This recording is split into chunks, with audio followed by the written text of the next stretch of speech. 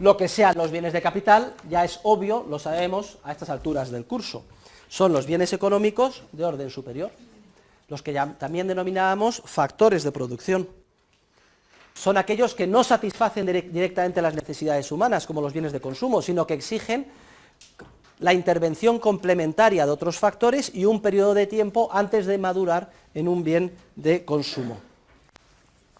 Tradicionalmente se dice que los bienes de capital son los factores de producción producidos por el hombre, para distinguir lo que serían ordenadores, máquinas, herramientas, instalaciones fabriles, elementos de transporte, camiones, de la tierra, los recursos naturales. Aunque a efectos prácticos, los recursos naturales son también bienes económicos de orden superior. La diferencia entre un bien de capital y un recurso natural está en si se desgasta con el uso. Entonces, la parcela de tierra es indestructible como extensión, la parcela de tierra donde está construido este inmueble, mientras que el inmueble es un bien de capital, la parcela de tierra es un recurso natural. El inmueble, en cambio, se desgasta, aunque lentamente.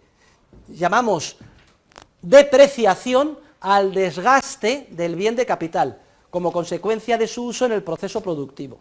Y esa depreciación puede ser física, por desgaste natural, porque se desgastan las fachadas, se estropean las cubiertas, hay que proceder a arreglar las tuberías cada X años. O puede ser obsolescencia tecnológica, es decir, que el inmueble quede, aunque no se desgaste físicamente, anticuado frente a las necesidades que tienen los seres humanos. Una y otra, la obsolescencia técnica y el desgaste físico dan lugar a la depreciación del bien de capital. Por contra, el recurso natural no se deprecia, es indestructible, su duración es indefinida. ¿Qué diferencia hay entre bien de capital? Ejemplo, una llave inglesa es un bien de capital, un ordenador es un bien de capital, un camión es un bien de capital, una fábrica, un bien de capital. ¿Qué diferencia hay entre el bien de capital y el capital? Muy sencillo. Así como el bien de capital hace referencia a un bien concreto, el capital es un concepto abstracto de cálculo económico. Llamamos capital al valor estimado a precios de mercado de los bienes de capital. ¿Saben ustedes de dónde procede etimológicamente el término capital? Del latín caput, que significa cabeza. ¿Por qué se llama capital al valor estimado a precios de mercado de los bienes de capital? Porque requiere un esfuerzo mental el estimar, utilizando los precios del mercado, cuál es, a través del cálculo económico y la contabilidad, el valor que tienen los bienes de capital a nuestra disposición. Y solo hay un sistema social que permite esa estimación. Es el sistema social de economía de mercado basado en el proceso espontáneo de cooperación voluntaria en el que hay dinero e intercambios voluntarios.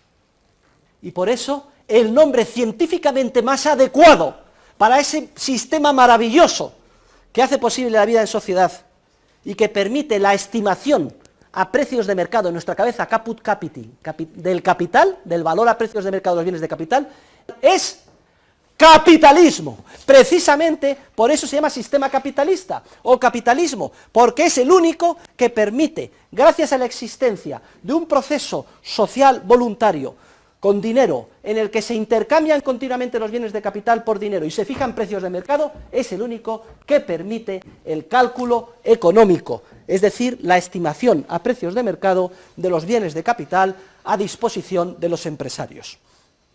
Y los empresarios continuamente están estimando el valor a precios de mercado de diferentes combinaciones de bienes de capital, y cuando encuentran disparidades entre ellas, inmediatamente reaccionan ante los desajustes, comprando barato y vendiendo caro y obteniendo beneficios a través del proceso que ya vimos.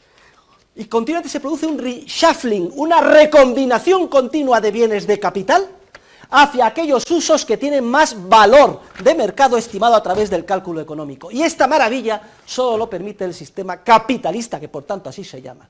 Y quiero insistir en esto, porque ha habido un proceso de corrupción semántica, fruto de las ideologías de izquierdas enemigas de la civilización, que generación tras generación se han empeñado en calificar de capitalista a todo lo malo, perverso, corrupto. Eso es capitalismo. Y todo lo bueno es socialismo. Pues no, señores, ya desde esta clase, para todos ustedes es evidente que tenemos que revalorizar el término capitalismo, porque es el término más adecuado científicamente y el término más bonito para definir este sistema de cooperación social. Todos tenemos que estar muy orgullosos de decir que somos capitalistas. ¿Tú qué eres? No, yo soy capitalista. Ya, en cuanto te calificas de capitalista, poco menos que se califica uno de, pues, es lo peor, lo más, la mayor ignominia, el capitalismo, es más, hasta, fíjense, es tal el peso de esta corrupción semántica que afecta incluso hasta los líderes morales más importantes. Ejemplo, Centesimus Annus, es una encíclica escrita por el anterior Papa, Juan Pablo II. Entonces, hay un epígrafe en la encíclica número 42, lo pongo como ilustración. Dice: entonces, después de todo lo que ha acaecido, ¿qué sistema social es el mejor o el menos malo? ¿El socialismo o capitalismo?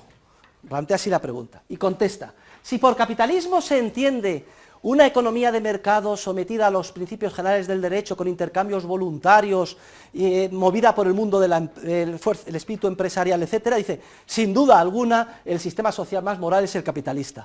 Pero inmediatamente añade, no obstante lo anterior, no conviene llamarle capitalismo. Mejor le llamaremos economía de mercado, economía de libre empresa. ¿Y por qué no le vamos a llamar capitalismo? Que acabamos de demostrar que es científicamente el término más adecuado. Es tal el proceso de corrupción semántica que se ha convertido en un término políticamente incorrecto. Y a mí lo que me gustaría es que entre todos, pues poco a poco, vayamos arrumbando esta especie de dictadura de lo políticamente correcto y expliquemos que en términos científicos el nombre más adecuado para la economía de mercado es sistema económico capitalista. Miren, se llama renta bruta al valor a precios de mercado de lo que produce el bien de capital. Imagínense que tienen ustedes un Renault y es un taxi. Eso es un bien de capital. Si el bien de capital ingresa al mes 6.000 euros, la renta bruta mensual del bien de capital son 6.000 euros. Sin embargo, ¿qué haría el taxista si se consumiera los 6.000 euros? ¿Sería inteligente? Recuerden que los bienes de capital se deprecian y el taxi pues se va gastando y va a durar 5 años y después de 5 años ese taxi queda descuajeringado. Si el taxista consume la renta bruta, se está comiendo el taxi. Vivirá muy bien con 6.000 euros al mes, pero pasados 5 años se quedará sin taxi y en la calle. Por tanto, tenemos que introducir el concepto de renta neta. La renta neta es la cantidad que puede ser consumida sin merma del capital. Por tanto, la renta bruta menos la amortización, que es la expresión contable de la depreciación, es igual a la renta neta. Cuando yo consumo más que mi renta neta, me estoy comiendo el capital. Es como la historia de la cigarra y la hormiga. A corto plazo puedo vivir mejor, pero es que me estoy comiendo el capital. Cuando al revés consumo menos que mi renta neta, estoy ahorrando. Y eso me va a permitir incrementar mi capital, mis bienes de capital y ser más rico el día de mañana. Pero repito, siempre hay que ahorrar como mínimo la expresión contable de la depreciación, que es la amortización, para mantener el nivel de vida intacto y que el capital no desaparezca. ¿Existen bienes de capital en Corea? Es decir, en Corea hay instalaciones fabriles, hay camiones, hay grúas, ¿sí o no? Sí, no hay ninguna duda. En los países comunistas hay bienes de capital. Pero, ¿y capital? ¿Qué hemos dicho que es el capital? Hemos dicho que es un concepto abstracto de cálculo económico, es la estimación a precios de mercado libre de los bienes de capital. ¿Existe capital en esos países? No, porque como no hay mercado libre, no se fijan precios de mercado y los empresarios no pueden estimar el valor de su capital. Esa es precisamente la razón de la imposibilidad del socialismo, la imposibilidad del cálculo económico. Actúan a ciegas, no pueden recombinar los factores de producción para conseguir lo que más valoran, incluso admitiendo que lo que debe perseguirse es lo que más valora el dictador de Corea. Están totalmente a ciegas, porque no pueden calcular.